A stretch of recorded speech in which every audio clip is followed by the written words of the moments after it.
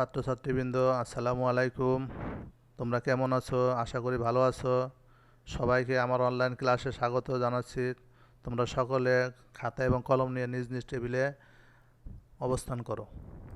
আমি মোহাম্মদ সাইদুজ্জামান খান, junior instructor. আমি এখন সিরামিক টেকনোলজির দ্বিতীয় পর্ব ছাত্রছাত্রীদের সিরামিক মডেল মেকিং বিষয়ের 5 এবং 6 নম্বর অধ্যায়ের পাঠদান করব।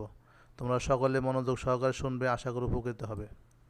এই অধ্যায়ে আমরা যা যা জানব তা হলো মডেল তৈরির কাঁচামাল প্রস্তুতি প্রসেস, অপদ্রব্য দূরীকরণ এবং মডেলিং টুলস, এই বিষয়গুলোর উপর আলোচনা করব। প্রথমে আসো মডেল তৈরির জন্য কাঁচামাল প্রস্তুতির উদ্দেশ্য। কাঁচামাল দিয়ে মডেল তৈরির ক্ষেত্রে অবশ্যই মডেলের উপযুক্ত করে কাঁচামাল প্রস্তুত করে নিতে হয়। কাঁচামাল প্রস্তুত যথার্থ না হলে মডেল সুন্দর করা সম্ভব হবে না। ভিন্ন ভিন্ন কাঁচামাল ভিন্ন ভিন্ন প্রক্রিয়ায় প্রস্তুতি সম্পন্ন করে মডেল তৈরির জন্য ব্যবহার করা হয়। অর্থাৎ আমরা যে মডেল তৈরি করব, সেই মডেল তৈরি করার আগে অবশ্যই সেই কাঁচামালগুলোকে প্রস্তুতি করে নিতে হবে। যদি সঠিকভাবে কাঁচামাল প্রস্তুত করা না হয়, তাহলে মডেলের মধ্যে আমার বিভিন্ন ধরনের ত্রুটি বিচ্যুতি দেখা দেবে। সেই প্রস্তুতিগুলো বিভিন্নভাবে করা হয়। প্রথমে কাঁচামালগুলো অপদ্রব্য দূরীকরণ করা হয়, সেটাকে নিরিং করতে হয়, আরও ভিন্ন ভিন্ন কার্যক্রম অতিক্রম করে তারপরে আমার মডেল তৈরির জন্য সেই কাঁচামালগুলো প্রস্তুতি সম্পন্ন করতে হয়। মডেল তৈরির জন্য আমরা কী কী কাঁচামাল দিই, এখানে কিছু কাঁচামালের সংক্ষেপে বর্ণনা আমি করেছি। সেগুলো হলো, প্রথমে মাটি।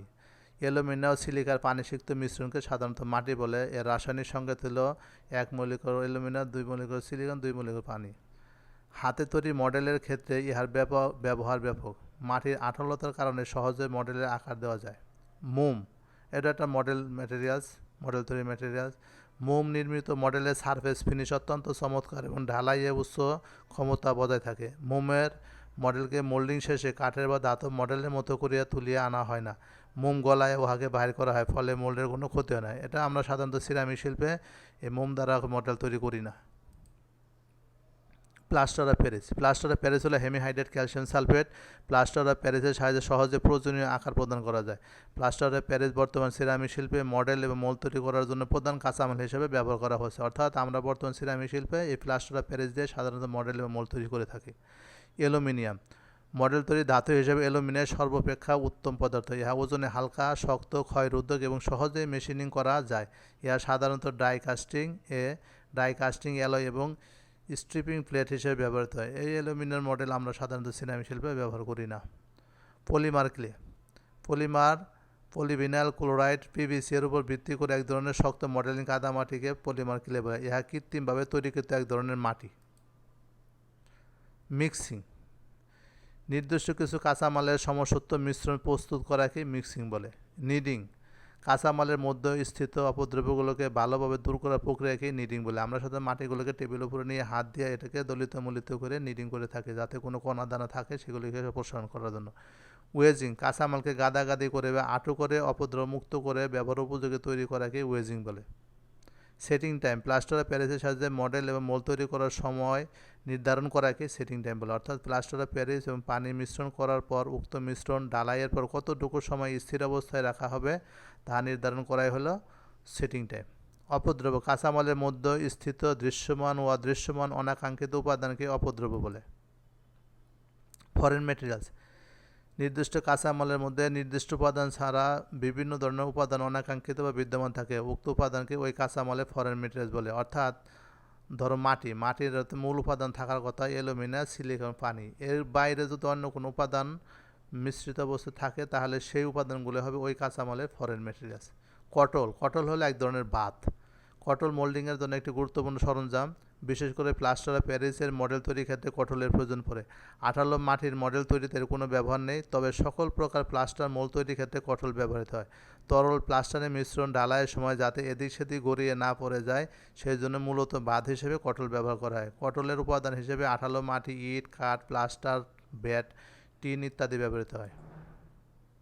অপদ্রব্য দূর করার পদ্ধতি, কাঁচামালের মধ্যস্থিত অপদ্রব্য সাধারণত দুইভাবে দূর করা যায়, যেমন হাতের সাহায্যে এবং যন্ত্রের সাহায্যে। যে সকল অপদ্রব্য চোখে দৃষ্টিগোচর হয় তাহা দৃশ্যমান অপদ্রব্য এগুলোকে হাতের সাহায্যে দূর করার সময়, যেমন আমরা চোখের দেখি কাঠ, স্পঞ্জ, কাগজের টুকরা, কাপড়ের টুকরা, এই সব যেগুলো চোখে দেখা যায় সেগুলো আমরা হাতের সাহায্যে দূর করি।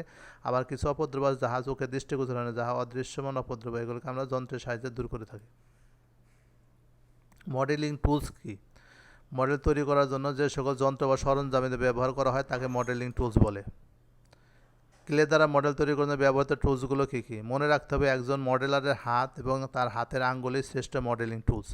মডেলিং টুলসের মধ্যে গৃহস্থলী সরঞ্জাম থেকে শুরু করে মেশিন শপের বিভিন্ন টুলস মডেলিং টুলস হিসেবে ব্যবহৃত হয়। নিম্নে কয়েকটি মডেলিং টুলসের নাম দেওয়া হলো, যেমন ওয়েজিং বোর্ড, আর্থ বাক্স, ফ্রক, ক্যালিপার্স, আয়না, পিচকারি। মডেল তৈরিতে টুলসের প্রয়োজনীয়তা কী? সকল ধরনের মডেল তৈরি করার জন্য মডেলিং টুলসের প্রয়োজন, কারণ কাঙ্ক্ষিত মানের মডেল তৈরি করার জন্যই মূলত টুলস ব্যবহার করা হয়। মডেলের পরিমাপ, মসৃণতা, শুষ্কতা, আর্দ্রতা, সৌন্দর্যতা ইত্যাদির মান সঠিক রাখার জন্যই মডেলিং টুলস ব্যবহার করা হয়। মডেলের গুণগত মানের উপরেই নির্ভর করে দ্রব্যের গুণগত মান। অনুন্নত মডেল তাড়াতাড়ি নষ্ট হতে পারে, ফলে পুনর্নির্মাণ খরচ বাড়বে। আবার উন্নত মডেলের প্রারম্ভিক খরচ বেশি হওয়াতে উৎপাদন খরচ বাড়তে পারে। এক্ষেত্রে সাধারণত নিয়মে দেখা যায় ব্যয়বহুল উন্নত মডেলে পরিণামে সস্তা প্রতিপন্ন হয়। তাই গুণগত মানসম্পন্ন মডেল তৈরির জন্যই মডেল টুলসের প্রয়োজনীয়তা অপরিসীম। তোমাদের একটি বাড়ির কাজ দিচ্ছি, সেটা হলো 5টি করে মডেল তৈরির কাঁচামাল এবং মডেল টুলসের নাম বর্ণনা সহ লিখে অ্যাসাইনমেন্ট আকারে কলেজ শুরু হলে আমার নিকট জমা দেবে। সবাইকে ধন্যবাদ। সবাই নিরাপদে থাকবে।